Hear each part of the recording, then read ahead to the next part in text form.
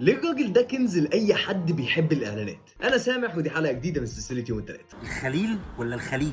كريم كامي من الناس اللي ما تقدرش تقول عليها إن هو بس بيقلد الفنانين أو بيقلد الناس، لأن ده أقل حاجة بالنسبة لباقي موهبته أو باللي بيعمله في الكونتنت بتاعه. إيه السر ورا محتوى كريم كامي؟ أقول لك إن الراجل ده استخدم التقليد كتول، لكن الكونتنت قوته كلها في الانسايتس. بكل بساطة أول ما تدخل على كونتنت كريم كامي هتحس إن الراجل ده عبارة عن أركايف لسلوكيات المصريين في المواقف المختلفة، اللي هو بيجيب لك كل شوية موقف مختلف احنا بنتعامل معاه ازاي. سر في كريم كامي هي الديتيلز. الراجل ده بيتعامل مع الانسايتس بديتيلز محدش بياخد باله منها تقريبا غيره. فيديو زي ده مثلا ان هو بيتكلم عن الحاجات الغاليه وان احنا بنرفع صوتنا في الحتت دي، مش لدرجة. الكاركترز اللي بيطلع بيها زي مش عارف السميع وزي الشخصيه بتاعت الاخ الكبير. هو مش بياخد كاركتر كامل، هو بياخد صفه واحده بالظبط او لازمه او تعبير وش. ده اللي بيخلي الكونتنت بتاعه فعلا يضحك. انت بتسالني ايه علاقه ده بالاعلانات؟ ببساطه نجاح اي اعلان بيعتمد على قوه الانسايت اللي انت بتستخدمه في الاعلان. اللي يخلي كمان الاعلان يلمسك ويعلق معاك زي شفت الاعلان وقلت ده صاحبي، ده فلان، ده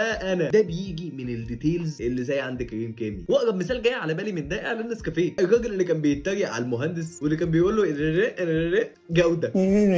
جودة. هي دي تفصيله صغيره مش انسايت كامله، فلما الاعلان نزل الناس شافوا بعض في الاعلان ده بالحركه البسيطه التافهه دي. ببساطه كونسيومر انسايتس هي مش بس معلومه عن جمهورك، دي لحظه الناس بتحس فيها ان انت تعرفها مش بس بتبيع لها حاجه. كريم كامي بيدي لك كل يوم كراش كورس عن الانسايتس دي وبشكل مجاني. فبس يا سيدي ده كانت حلقتنا على كريم كامي، فلو عندك اي مواضيع تانية او اعلانات حابين نتكلم عليها اسمعنا تحت في الكومنتس.